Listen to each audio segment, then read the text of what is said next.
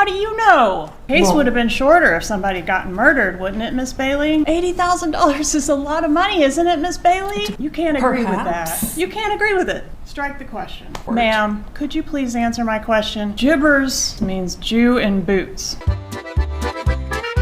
What is no big deal to us is a big deal to these litigants, right? Kappelman, Ms. Bailey, wait for the question, wait for the answer. Do not speak over each other. Ooh, for some reason, Georgia's fired up. We don't know that. What is it you were asked to do in this case?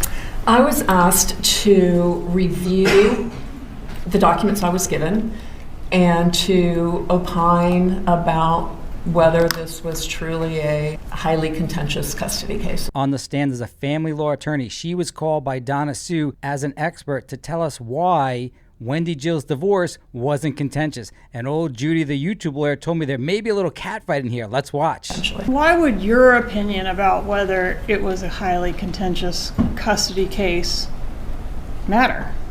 Well, that's for somebody else to decide. But you're somebody that has vast experience with a ton of divorces. The parties only have experience with one divorce. Isn't Sure. the contentiousness in the eye of the beholder, in the sense that to you it might not seem like a big deal, but to the parties it might be the most important thing in the whole wide world? Do you Well, that's agree one with reason- that? Do you agree with that? Ms. Kappelman, Ms. Bailey, wait for the question, wait for the answer. Do not speak over each other. Ooh, for some reason, Georgia's fired up. Do you agree that a case, as a lawyer, might be routine, whereas to the parties it's the most important thing in the world? To some degree. And you communicate these things to your clients. Hey, this is no big deal. This is no problem. This is a bunch of gibberish. Do they always accept that? Well, that's not the way I would present it, but Do they ever get upset about the gibberish? Gibbers hasn't beaten the Adelson family yet. Who's Gibbers? Gibbers, she's referring to Danny. And was Gibbers a name he went by, or just something you called him behind his back? Gibbers was a silly nickname that I gave him during the divorce proceedings when he was being pretty scary and threatening, and it kind of made me feel less scared of him. Okay, so not something you called him to his face, No. but that was a word that was only used to describe him. Yes, it was a nickname. The offensive materials in the pleadings, regardless of whether or not it's going to impact their chance of success in court, it can be emotionally charged, can it? I would say annoying more than emotionally charged. You would not say that divorce and child custody issues are emotionally charged? They can be. I've been in multiple litigations that involve potentially billions of dollars, and I've never seen animosity like I've seen in general family court when someone's getting divorced. But in this case, they weren't.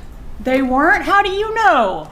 From the pleadings, because I don't have 10,000 But you're pages in not- front of me. You're not in the mind of the people whose lives are impacted by these pleadings. It's not just about pieces of paper and a binder, is it? People's lives are impacted by the decisions that go on in court, which for you are routine.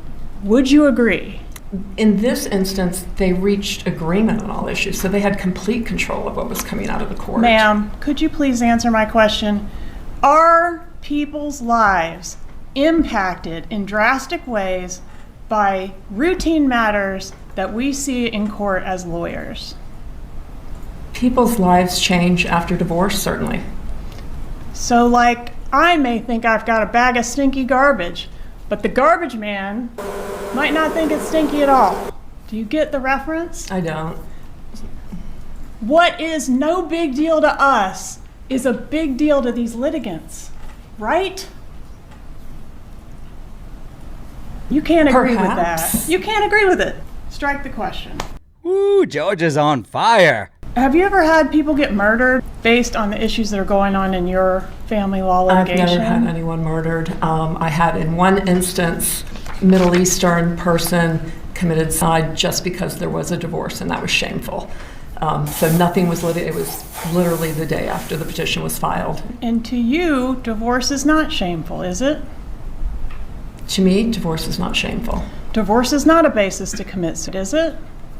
Not according to me, but I didn't grow up in Iran or wherever this custom or feeling. Or whatever country them there brown people are from. Ms. Bailey, to that person, it was a reason to commit suicide, right? Apparently so. The allegation is grandma is disparaging me to these kids, and I won't tolerate it, right? We know from the documents that Dan Markel claimed that Donna Sue was telling his kids that their dad was stupid. Couldn't that be upsetting to Grandma? You'd have to ask Grandma. I don't know. Exactly. It shouldn't have been. There was no proof, It shouldn't have been, in your opinion. in my opinion. But in your opinion, divorce is no reason to commit suicide, right? True. Gibbers, according to the evidence in this case, means Jew in boots. It does? It's not a flattering term by that definition or by your definition of someone that speaks gibberish. Can we agree it's not a flattering term? There's nothing wrong with a Jew in boots. In fact, Texas has the highest Jewish population of all the states. No, it's probably not flattering, but I've seen far, far worse. You've seen worse. I have. $80,000 is a lot of money, isn't it, Miss Bailey? Depends on who you are. Exactly. So we'd have to ask the parties, right? Right? Sure. You categorized Dan Markel's pleadings in a lot of different ways: baseless, untrue, unenforceable, gibberish, nonsense, Jew in boots. Those things wouldn't amount to much in court because it's not really effective filings. Is that what you're saying? It's your opinion they weren't going to be successful.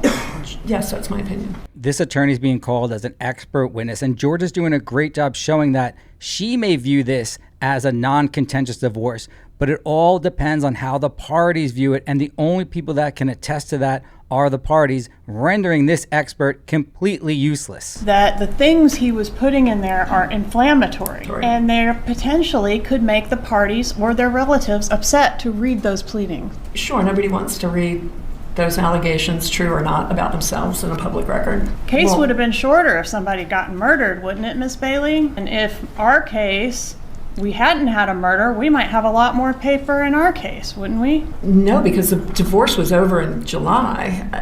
Divorce was over in July, but they kept filing papers, didn't they? We don't know that. How do you know it was going to go on May 15th? Could have gotten continued for any zillion different reasons, couldn't it?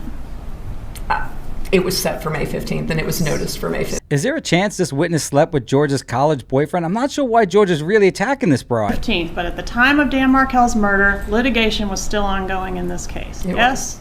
Yes. I think it would have been to Wendy's benefit to proceed with those hearings, because nothing makes someone stop filing nonsense pleadings and motions better than having them ordered to pay the other side's attorney's fees. Generally, in divorce cases, the spouse that makes more money or is making all the money has to pay the legal fees for the other spouse. So had they gone to the hearing on May 15th, he would have very likely had to pay Wendy's attorney's fees. And I really encourage my clients in these situations to take it to hearing. So once the other side gets kind of slapped down, if you will, by the court and made to pay your fees, then they tend to back off. But that hadn't happened yet. It had not happened yet. And we'll never know when that was going to happen because we never got to that point, right? Clearly. Because he was murdered. Clearly. May I have a moment to confer, Judge? Go ahead. Woo, George is on fire.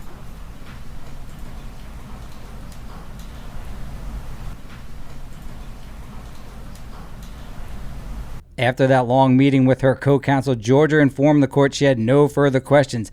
I don't know how this is going to turn out, but let's hope someone can separate these two girls if they meet outside. Despite Georgia coming in hot on this witness, she always has to remember that one rule that I tell you about every single time we meet. You don't fuck with Donna Adelson.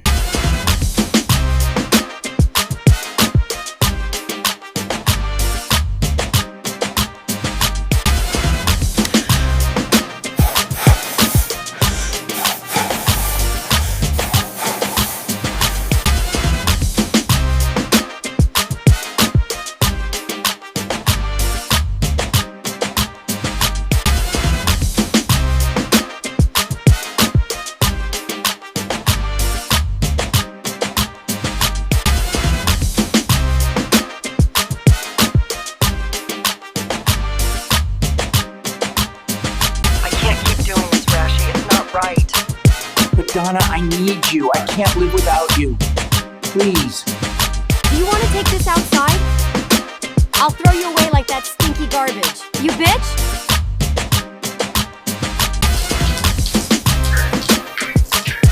Do you like it?